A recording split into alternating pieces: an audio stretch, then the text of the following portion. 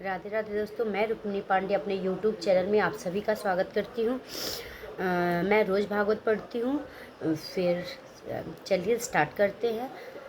वर्णानाम संघानाम रसानम छंदसामपि मंगलानाम कर्तारं वन्दे वाणी विनायकं कृष्णाय वासुदेवाय हरे परमात्मने प्रणतः क्लेशनाशाय गोविंदाय नमो नमः। चलिए। युवती ने कहा, अजी महात्मा जी, क्षण भर के लिए ठहर जाइए और मेरी चिंता को भी नष्ट कर दीजिए। आपका दर्शन तो संसार के सभी पापों को सर्वथा नष्ट कर देने वाला है। आपके वचनों मेरे दुख की भी बहुत कुछ शांति हो जाएगी। मनुष्य का जब बड़ा भाग्य होता तभी वो आपके दर्शन होते हैं। भक्ति जी ने नारद जी से कहा। नारद जी कहते, तब मैंने उस स्त्री से पूछा, देवी तुम कौन हो? ये दोनों पुरुष तुम्हारे क्या और तुम्हारे पास कमलनयनी देवियाँ कौन है? तुम हमें विस्तार से अपने दुख का कारण बताओ। युवती ने कहा, मेरा नाम भक्ति है। ये ज्ञान और वैराग्य नामक मेरे पुत्र हैं। समय के फेर से ही ये ऐसे जर्जर हो गए हैं कि ये देवियाँ गंगा जी आज नदियाँ हैं। ये सब मेरी सेवा करने के लिए आई हैं। इस प्रकार साक्षात देवियों द्वारा सेवित होने पर भी मुझे सुख शांति नहीं मिली। तपोधन, अब ध्यान देकर मेरा वृत्तांत सुनिए। मेरी कथा तो वैसे प्रसिद्ध है, फिर भी उसे सुनकर आप मुझे शांति प्रदान करें। मैं द्रविड़ देश में उत्पन्न हुई, कर्नाटक में बढ़ी, कहीं कहीं महाराष्ट्र में सम्मानित हुई, किंतु गुजरात में मुझको बुढ़ापा ने आ घेरा।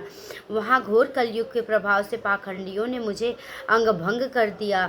चिरकाल तक यह अवस्था रहने के कारण मैं अपने पुत्रों के साथ दुर्लभ और निस्तेज हो गई।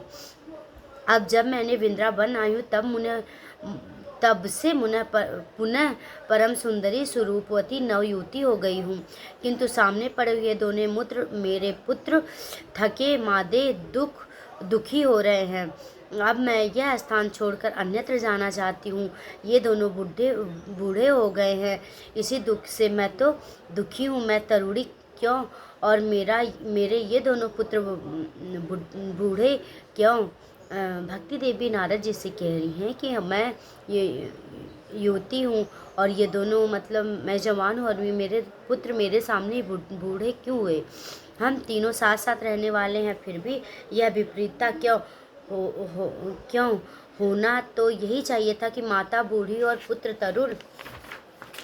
इसी से मैं चकित चित्त से अपनी सब अवस्था पर शोक करती हूँ। आप परम बुद्धिमान योगिनी निधि हैं, इसका क्या कारण हो सकता है, बताइए। नारद जी ने कहा, साध्वी, मैं आप अपने हृदय से ज्ञान दृष्टि से तुम्हारे संपूर्ण दुख का कारण देखता हूँ। तुम्हें विषाद नहीं करना चाहिए, तो श्री हरि तुम्हारा कल्याण करेंगे। सूत जी कहते, मुनिवर, नारद जी ने क्षण भर में उसका कारण जानकर कहा। नारद जी ने कहा, देवी सावधान होकर सुनो, यह दारुण कलयुग है। इसी समय में सदाचार, योग मार्ग और तप आदि सभी लुप्त हो गए हैं। लोग सठता और दुष्कर्म में लग कर अघासुर बन रहे हैं। संसार में जहाँ देखो वहीं सत्पुरुष दुख म्लान और दुष्ट सुखी हो रहे हैं। इस समय जिस बुद्धिमान पुरुष का धैर्य बना रहे वही बड़ा ज्ञानी पंडित है। पृथ्वी क्रमशः प्रतिवर्ष शेष जी के लिए भार रूप होती जा रही है। अब यह छूने योग्य तो क्या देखने योग्य भी नहीं रह गई है, और ना तो इसमें कहीं मंगल ही दिखाई देता। अब किसी को पुत्रों के साथ तुम्हारा दर्शन भी नहीं होता। विषयानुराग के कारण अंधे बने हुए जीवों से उपचित होकर तुम जर्जर हो गई हो। वृंदावन के संयोग से तुम फिर नवीन तरुणी हो गई हो। अतः वृंदावन धाम धन्य है, जहाँ भक्ति सर्वत्र नृत्य करती है। परंतु इस दोनों पुत्रों का यहाँ कोई ग्राहक नहीं है, इसलिए इसका बुढ़ापा नहीं छूट रहा है। यहाँ इनको आत्मसुख भाव स्पर्श जनित आनंद की प्राप्ति होने के कारण ये सोते जान पड़ रहे हैं। भक्ति ने कहा, राजा परीक्षित ने इस पापी कलयुग को क्यों रहने दिया? इसके आते ही सब वस्तुओं का सार जानने कहाँ चला गया? तरुणा में श्रीहरि भी यह अधर्म कैसे देखा जाता है? मुने, मेरा यह संदेह दूर कीजिए। आपके वचनों से मुझे बड़ी शांति मिली।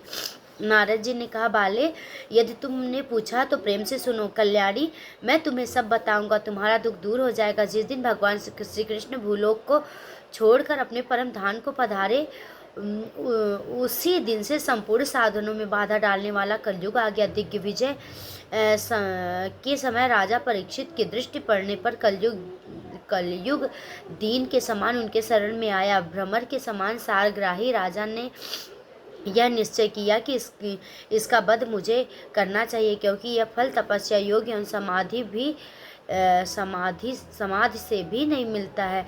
कलयुग में वही फल श्री हरि कीर्तन से मिलता है। हरि कीर्तन से ही भली भांति मिल जाता है। इस प्रकार सारहीन होने पर भी इसे एक ही दृष्टिकोण से सारयुक्त देकर उन्हें कलयुग में उत्पन्न होने वाले जीवों के सुख के लिए इसे रहने दिया। क्योंकि कहते ना, कलयुग केवल नाम आधारा। कलयुग में अगर आप भगवान का नाम भी जप कर रहे हैं तो आपको बहुत पुण्य की प्राप्ति होगी, कुछ दान पुण्य करने की आवश्यकता नहीं है। इसलिए इस समय लोगों ने कुकर्म प्रवृत्त होने के कारण सभी वस्तुओं का सार निकल गया और पृथ्वी के सारे पदार्थ बीजहीन भूसी के समान हो गए हैं। ब्राह्मण केवल अन्न धनादि लोभ बस घर घर एवं जन भागवत की कथा सुनाने लगे। इसके लिए सार चला गया। तीर्थों में नाना प्रकार के अत्यंत घोर कर्म करने वाले नास्तिक किनार के पुरुष भी रहने लगे। इसलिए तीर्थों का भी प्रभाव जाता रहा। जिनका चित्त निरंतर काम क्रोध महान लोभ तृष्णा में तपता रहता है, वे ही तपस्या ढोंग करने लगे। इसके लिए तप का भी सार निकल गया है। मन पर काबू होने के कारण तथा लोभ दम्भ पाखंड आश्रय लेने के कारण एवं शास्त्र अभ्यास न करने के ध्यान योग का फल मिट गया है। पंडितों की यह दशा है कि वे स्त्रियों के साथ पशु की तरह भ्रमण करते हैं। उनमें संतान पैदा करने की कुशलता पाई गई है।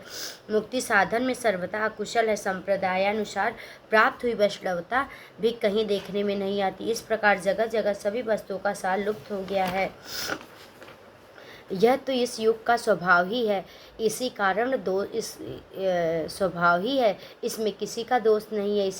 इसी से पुंडरीकाक्ष भगवान बहुत समीप रहते हैं। यह भी सब सह रहे हैं। सूजी कहते, सौनक जी, इस प्रकार देवर्षि नारद के वचन को सुनकर भक्ति को बड़ा आश्चर्य हुआ। फिर उसने जो कुछ कहा उसे सुनिए। भक्ति ने कहा, देवर्षि आप धन्य हैं। मेरा बड़ा सौभाग्य था जो आपका समागम हुआ।